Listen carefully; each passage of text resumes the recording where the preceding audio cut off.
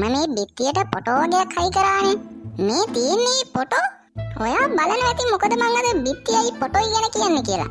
ඔයා දන්නවද යාළුවනේ බිත්තියට ඇණයක් ගෑවම නිකන් ඇනේ රැඳෙන්නේ නෑනේ.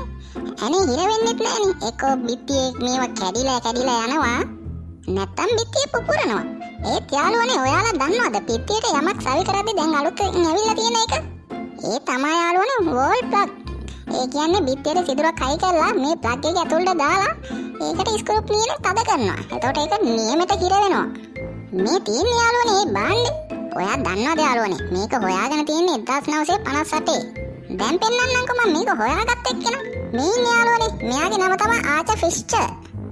මෙයා තමයි ඉතින් මේක හොයාගෙන තියෙන්නේ. ඔයා දන්නවද යාළුවනේ මෙයා ජර්මානු ජාතික නව නිපැයුම්කරුවෙක්ලු.